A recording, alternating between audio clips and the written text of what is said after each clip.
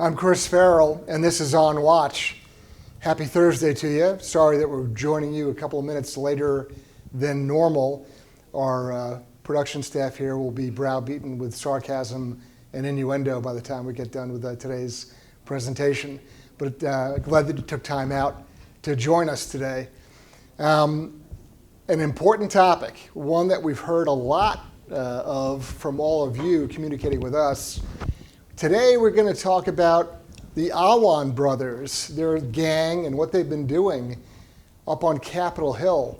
In particular, Debbie Wasserman Schultz, the Congresswoman from Florida and former DNC chair, and the cast of Democratic characters who were using the Awan Brothers for information technology support for years, going back to at least, I think it's 2006. First and foremost, let's give credit where credit is due. Luke Rosiak, an investigative reporter with the Daily Caller, is the guy who broke this story. And for those of you who want to go back and do some additional research or get all the details or develop a timeline, watch some video, I'm going to refer you back to Luke Rosiak, it's R-O-S-I-A-K, at the Daily Caller, because he's done some tremendous groundbreaking work here and really just hounded this story, really been focused on it, reporting what no one else has reported. The the mainstream media alphabet soup, supposed news media networks have largely ignored this story, or they've really soft-pedaled it. And Luke Rosiak is to be congratulated, and the folks at the Daily Caller for really pushing on this issue. It's my belief that this Awan Brothers gang and the story around them is really sort of the sleeper story of the last few months. Rosiak broke this news in February, early February, and he's been pursuing it steadily. And frankly, the tale itself of the Awan Brothers has gotten weirder and more complicated as time has gone on. So there's a lot to study and a lot to know. It's not a quick, bumper sticker or soundbite story. But let me cover some of the important points and maybe kind of provoke some thinking, raise some questions, and then you can go back and demand of your representatives and senators in Congress that you want some accountability.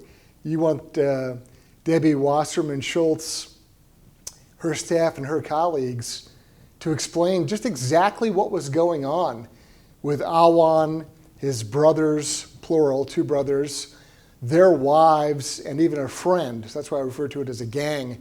It's not just a couple of guys. This is a circle of at least 6 people, all involved in a very disturbing information technology story that raises questions not merely of misuse of assets or abuse of equipment and kind of abusing the government contracting system, but in my opinion, more importantly, the other part of the story, which has to do with this Awan gang having direct access to House Intelligence Committee and Foreign Relations Committee servers and emails of those members. So this is a national security concern. So let's do a quick recap of a few of the more important aspects of this case, and then we'll move to your questions. So there's 3 Awan brothers. The chief one, Imran Awan, initially got a job as an IT guy working up on the Hill for Democratic staffers, principally Debbie Wasserman Schultz. But if you do a complete count going all the way back to 2006, it's something like 80 members of Congress, staffers, et cetera, were all being serviced by Awan and his IT folks. Awan then very creatively, through his contracting with this group of Democratic lawmakers, started to build in additional members of his family. So the 2 brothers came on board, the wives, and then another friend.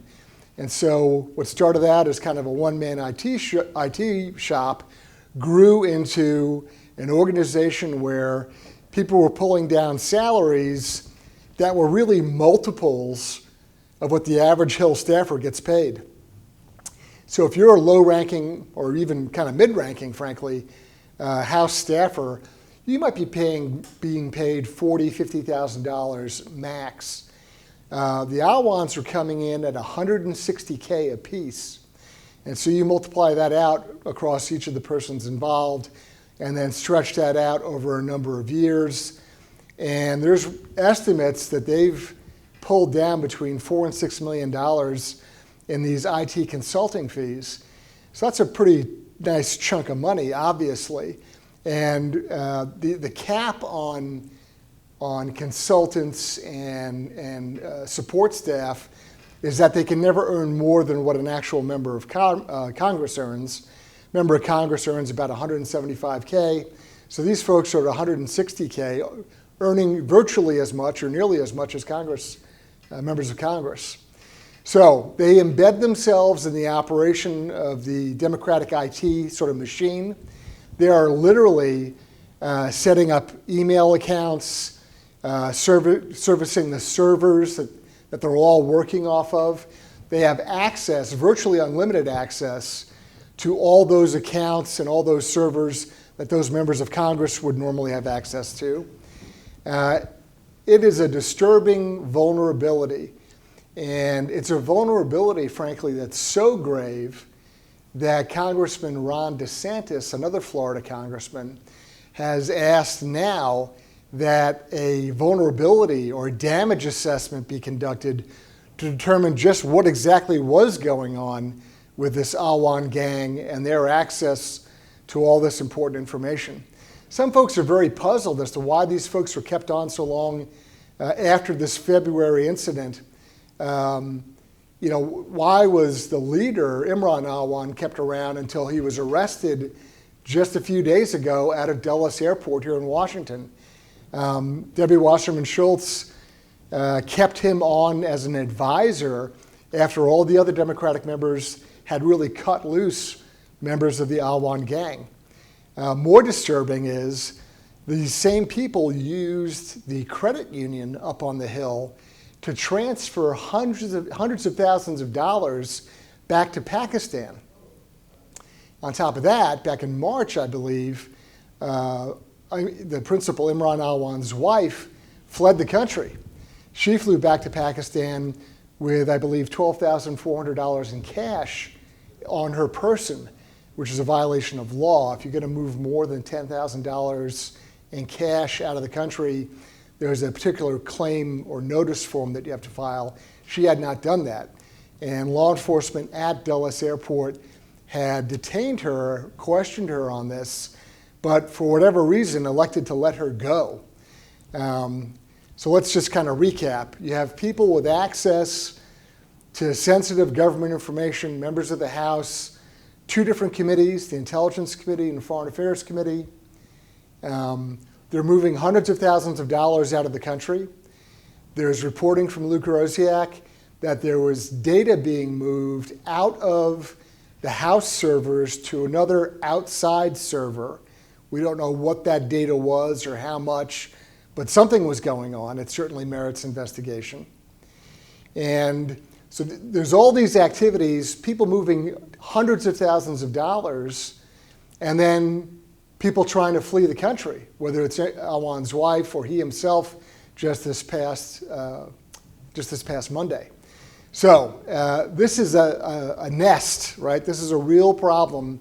It's a grave issue, not just from the security perspective, but from really sort of gaming the system in the contracting world to get this much access, this much business to a small group of people under very questionable circumstances.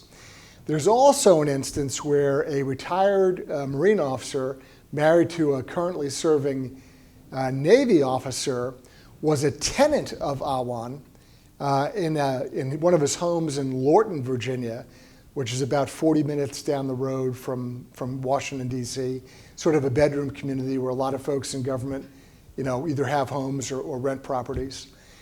And this one former service member, an active service member, in the garage discovered all this government equipment, laptops, servers, drives, and they could see that there were U.S. government barcodes on them, and they're wondering, what's all this stuff doing here? So they very wisely called Naval Criminal Investigative Services, NCIS, who also got the FBI involved, and they came out to the house, and these two folks, naturally, being the good service members that they are, cooperated fully, turned over all the equipment, and evidently Mr. Awan went nuts in communicating with the former Marine and his Navy spouse, being very upset that this equipment had been turned over to law enforcement. So that's another segment, another facet of the story.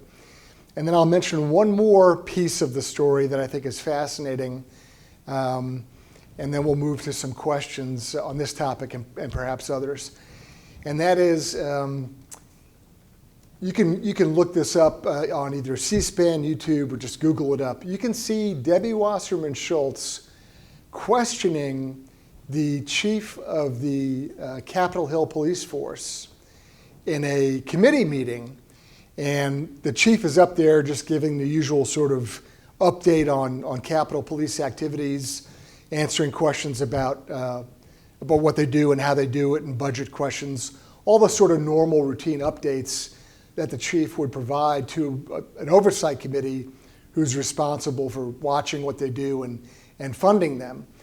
But at one point in the questioning, Debbie Wasserman Schultz really kind of drills down on the chief, and she's asking very pointed questions about information technology gear, equipment, laptops, servers, etc. And the chief knows exactly what she's talking about. This is one of these sort of unspoken moments. And he says, well, look, we've got an open investigation. It's a criminal matter. We're looking into it. And until we resolve this, we can't release or give up any physical evidence. And Ms. Wasserman Schultz becomes irritated, and you can see the temperature kind of go up and the intensity of her questioning increase. And she essentially demands, or at least makes a very strong statement about how she is desirous of having her IT equipment. It's a laptop and other gear, I guess. I don't know particularly which equipment it is, but she wants that stuff returned now. And the chief respectfully, but also forcefully says, look, I can't do that. This is part of an investigation. We need to look at the gear to determine, vulnerabilities, what was lost, how it was stolen, who had access, all those sort of basic interrogatives that any legitimate police investigation would want to answer. And then at some point, a little further on in the conversation, it's clear Ms. Wasserman Schultz is not happy with this, and she kind of snaps at the chief, and in this sort of veiled threat says to him, well, there'll be consequences for this. Now, what does that mean? Who knows? But the point is, you have a member of Congress really pursuing this line of questioning in a very sort of defensive, almost paranoid way, and pressing the chief on an issue that clearly he's not going to move on because he has an open criminal investigation. And then there's this sort of veiled threat about consequences. I have yet to see anybody stick a camera in Ms. Wasserman Schultz's face and say, what are the consequences you have planned for the chief? That's an important question. So to me, this is one hell of a scandal. I mean, this has all the components of something that normally, the Justice Department would be pursuing very aggressively. There would be a grand jury impaneled. This really needs to be pursued vigorously, not just from sort of the fraud aspect of this whole thing with the Awan Brothers and their circle, but obviously the national security part of it is very disturbing. So again, hat tip to Luke Rosiak for breaking the story back in February. Rest assured, Judicial Watch, we've already filed requests for information, and ours went in back in May once the story really started to develop. So we'll pursue our track of investigation as well, of course. But this isn't going away. This is not going to be forgotten. Members of Congress on the other side of the aisle are now sort of paying attention and waking up to it. I mentioned Congressman Ron DeSantis asking for a damage assessment or a vulnerability, what's been lost and what's going on. So there's more and more attention to it. I encourage you to do your own investigation, do your own reading on this. Look at the Daily Caller and what the reporting has been. Look at other sources. And then ask your members of Congress. I mean, this is really the call to action here. You can know about something that's as crazy as this story is, but you need to demand action from your members of Congress, both in the House and the Senate, to get to the bottom of this story. Ms. Wasserman Schultz has dug her heels in. She is non-responsive. In my opinion, she needs to go under oath and answer questions. There needs to be an audit done of the finances concerning the Awans. This damage assessment needs to be done. There's a lot of unanswered questions here. Rest assured, Judicial Watch will pursue it. And I have a very strong belief, obviously, Luke Rosiak at Daily Caller will be on this as well. So that's a recap. It is imperfect. It is incomplete. But given our time and circumstances, that sort of brings you up to speed. And I'll shift over now to my colleague, Matt, who's going to give me some questions from you. And we have a lot. Starting with Lori C., there are conflicting reports in the Awan Brothers case. The Marine that found the hard drives never mentioned any damage to the equipment, but the media is calling them, quote, smashed hard drives. Do we know the current state of these hard drives? We don't particularly. I've seen varying reports. I don't know that if a news story doesn't affirmatively say that the drives are damaged, that it means that they're not damaged. If you get my distinction here is that I've seen reporting that says that they were damaged in some way. Certainly they were left in a cabinet in a garage. That isn't normally the way in which house information technology gear is stored and maintained. So there's reason to believe something weird was going on.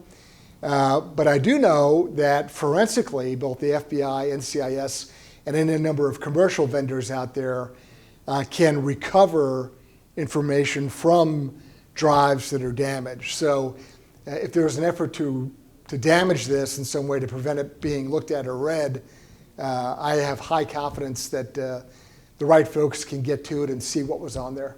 What else? Peggy E. wants to know, why didn't their salary alone raise a red flag? Yeah, that's a very good question, right? There's been interviews conducted of other Democratic IT staffers, so other folks up on the Hill working for Dems who have similar positions to what the Awans were doing. And evidently, at least according to these reports, there's some frustration on the Hill. There are folks who said, hey, look, I could never do what they did. Their business practices were irregular. They were very protective of their clients. If I had done a quarter of what they had done, I would have been arrested.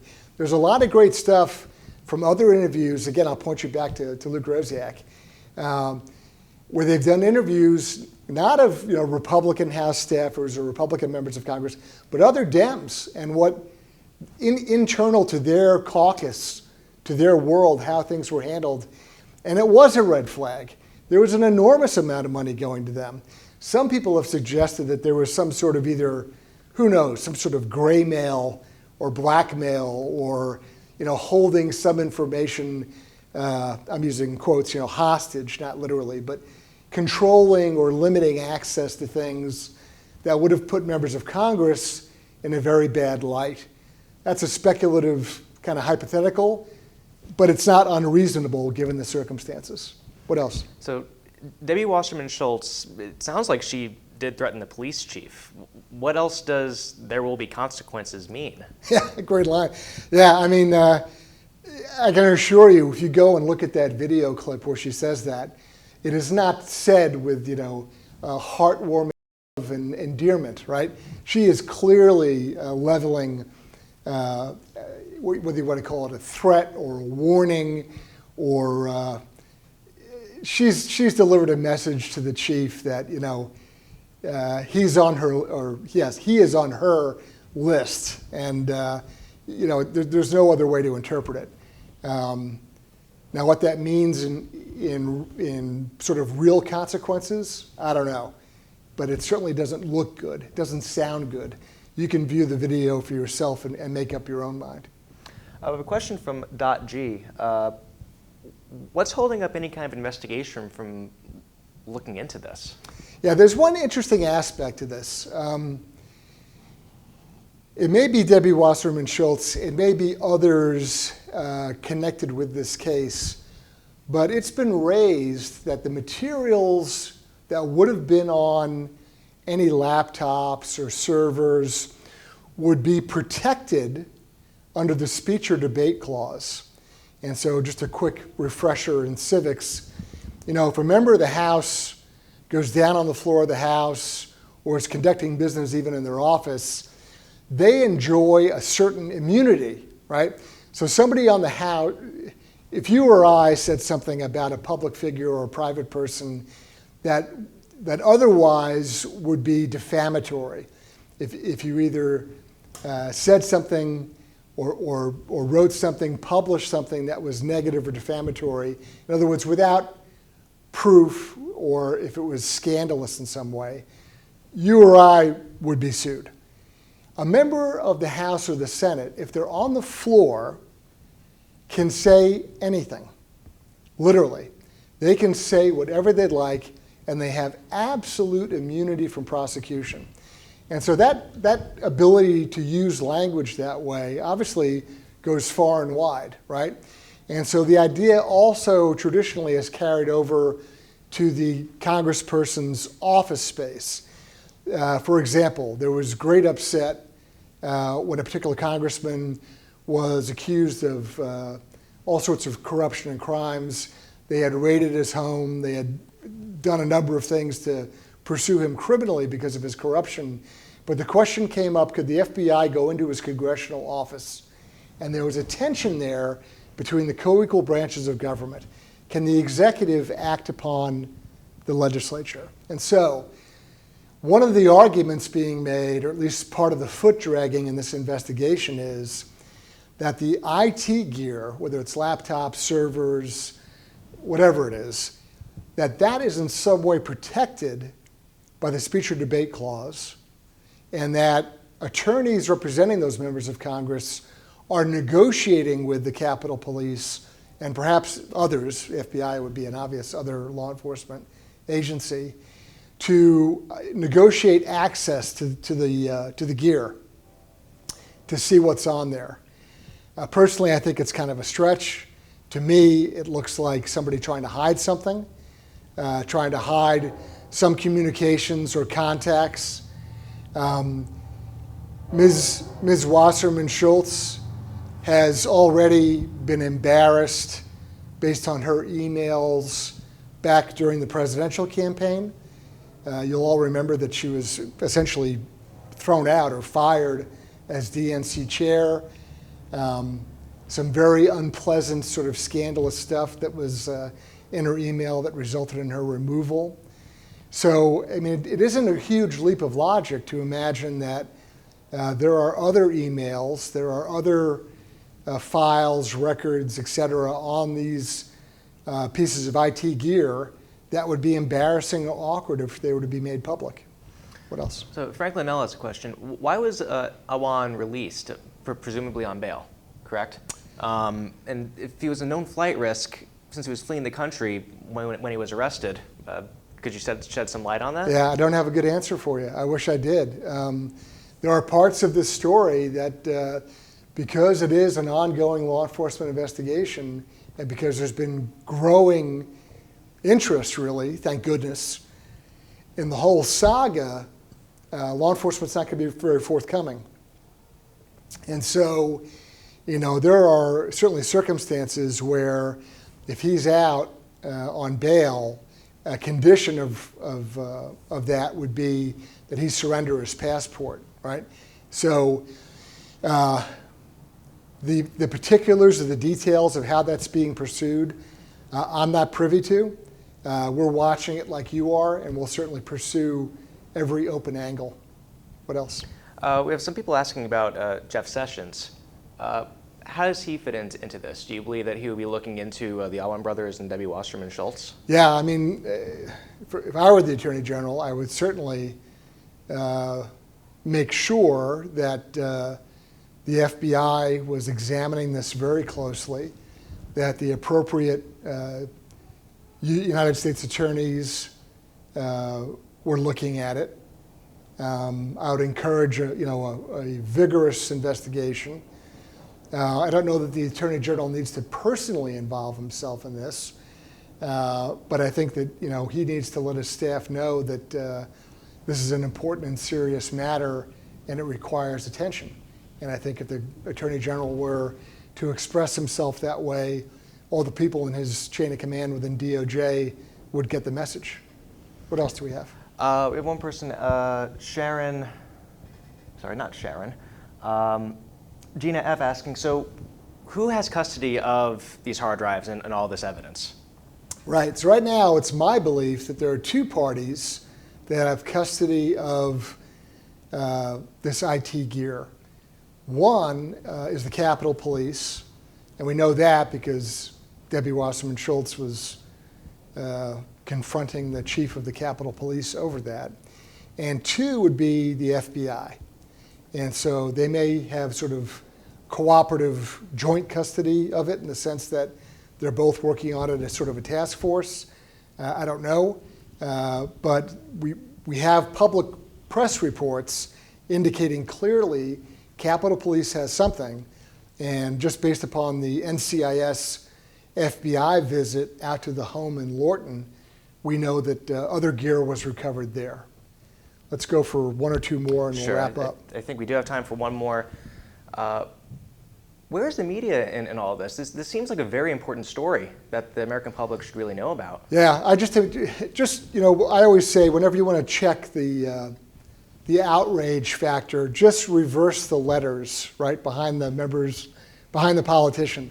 So if you had President Trump's White House IT guy being someone who's trying to flee to Pakistan after transferring hundreds of thousands of dollars and having access to all sorts of things that he shouldn't have, and then hanging around on the payroll after his wife flees the country, just reverse the R's and D's and watch what the reaction is. I mean, this is hard and fast, real live. You can cite the criminal statute sort of investigation versus the nebulous Russia nonsense. And so if anybody wants to take time, energy, money, effort, manpower, and apply it to something, I suggest the Department of Justice, Special Counsel Mueller can do this as well. Go take a look at Debbie Wasserman Schultz and her colleagues and the Awan Brothers and their gang. If you want to pursue something that really has merit, start there. Thank you again for joining us this Thursday. Hope to see you again next week. I'm Chris Farrell on Watch.